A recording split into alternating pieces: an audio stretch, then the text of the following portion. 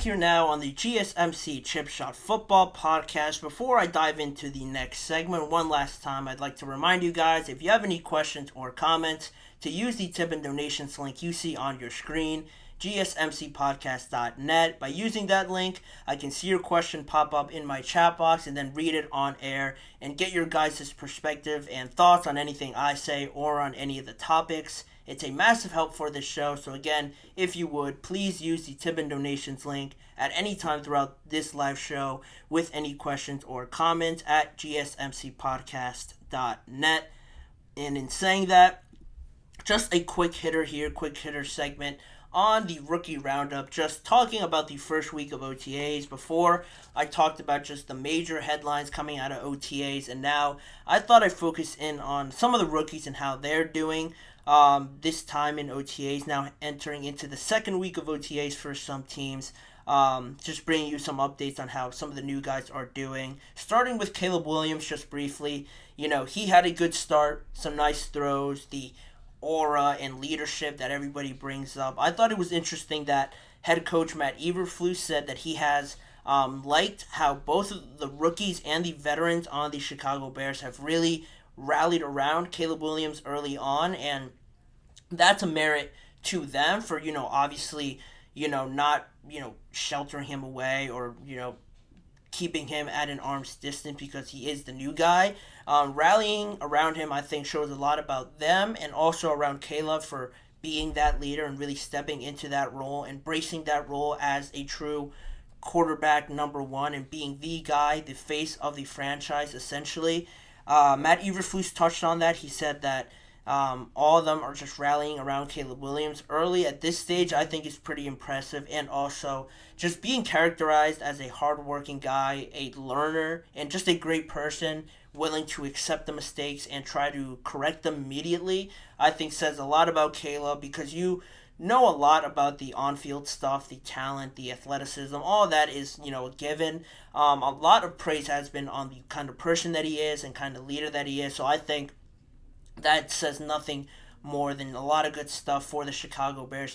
If he keeps it up and keeps performing, this is just a great match for them heading into 2024. And then you look at the number 2 overall pick in this year's draft, now talking about Caleb Williams. Similarly, being praised by his team now, a lot of praise for his off-the-field actions. Jonathan Allen, it was kind of funny that he mentioned Jaden Daniels, and talking about him and getting his first impression on him, he mentioned how he's usually the first guy in the building talking about himself, but Jaden Daniels keeps beating him into being the first one there, and he also said how Jaden's usually one of the last guys to leave because he is studying up on the playbook and just making sure he is really improving a lot and really making the most of his time in the building. So I thought that was impressive for Jaden Daniels. Also, he was praised for his work ethic by other veterans around the NFL and on his team in Zach Ertz and Marcus Mariota. Also, Marcus Mariota mentioned that his willingness and his want to really command the offense as a young player at this early stage, I think, is important in his point of view. He believed it was important because a lot of new guys, a lot of young quarterbacks might not want to, step on any toes or just be too assertive early on. He has been quite the opposite and has really taken up that role as, wanting to be the guy in command, taking charge of the huddle and being that leader. Similar to Caleb, but in a little bit of a different style. Both of these guys I'm big fans of and how they got into the NFL and the fit with their team. So more good stuff coming from Washington and their quarterback, number 1 in Jaden Daniels. Now you move on to number 3 in the NFL draft in Drake May. What's being said about him?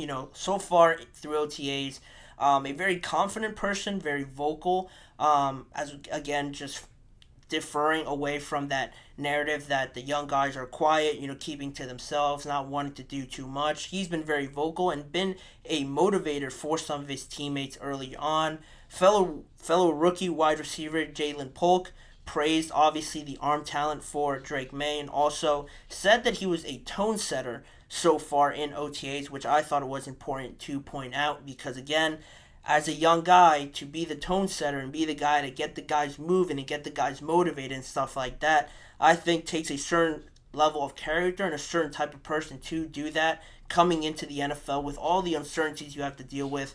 Drake May's doing it early on, and I really like that. But still, through the early parts of OTAs, he's still taking some footwork lessons, as it was reported by NBC Sports Boston. So that's pretty, it is something to take note of, I guess, just because he's still number 3 in the pecking order behind Jacoby Brissett there for the New England Patriots. But he, again, positive signs coming from Drake May there in New England. And I actually have a comment here. I actually have a question here in my chat box. What are your thoughts on the NFL maybe adding another week to the NFL regular season? That is a lengthy conversation I could get into, but I will answer it though. My thoughts on the NFL maybe adding another week to the regular season.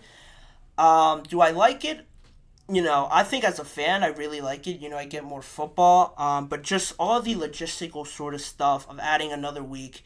I was actually going to get into more on that and more of this idea of the NFL adding another week just based on more changes to the offseason heading into next year potentially. But my thoughts on adding another week, I think it's only a matter of time before they do it. I don't think Roger Goodell would just say it on accident, mention it on the Pat McAfee show and just as an accident saying it. I think it's only a matter of time, and maybe in the next 2 to 3 years, I think it'll happen just because you have more opportunities to play more games. The international game is growing. I think they're going to want to fit more into that. So there's going to be more of those games, more opportunities to stream on Fridays now, Saturdays, Mondays, Wednesdays, Tuesdays probably. Tuesday's not going to be safe for much longer. I think based on how the NFL is going and trending and just growing in general, I like it. I think it's good, and I think it's almost inevitable now because the NFL is not going to turn down another opportunity to gain more revenue. So it's going to happen. I think just accepting it now is the way to go. I think more football, it's going to be fun for fans, but just how the players react to it will be interesting to monitor. But that's a good question. I like that question. Thank you. Thank you to Lil Fettuccini68. But more on this topic just to close it out. On Michael Penix, another one of the quarterbacks to talk about here. A little bit of a hit and miss with him so far. According to reports around him and around OTAs, they have seen some good and some bad flashes a little bit there from Michael Penix. Sports Illustrated Daniel Flick said that Michael Penix has shown flashes of brilliance, but also has shown the NFL arm talent, obviously, but the accuracy and the depth perception on some of the throws still needs work. But that is what you'd expect out of Michael Penix. He was very polarizing, I think, in the draft. So pretty much as advertised right there. So not too much, to take from that in the early part of OTAs. Then lastly, JJ McCarthy, I will touch on here. The arm talent is off of the charts as being reported by those close to the practices there in Minnesota. Alec Lewis of The Athletic actually said, it was something that made me laugh on JJ McCarthy, saying that his spiral in combination with the velocity that he has surprises a lot of people, and that he was surprised sarcastically that the ball didn't burst into flames as it was traveling through the air.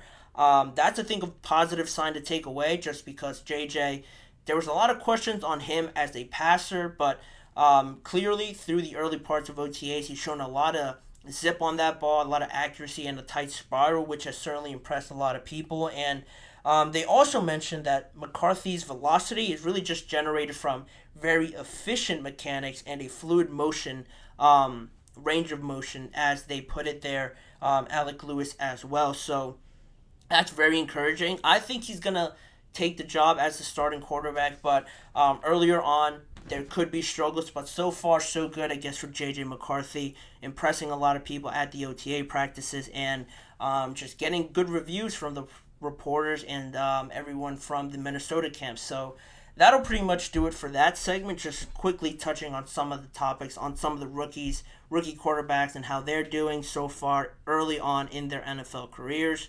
But with that, I will go to the last break of the show, and when we come back, we'll touch on Patrick Queen and why he decided to sign for the Pittsburgh Steelers, prioritizing one thing over the other at this point in his career. I'll let you guys know what that is in just a few seconds.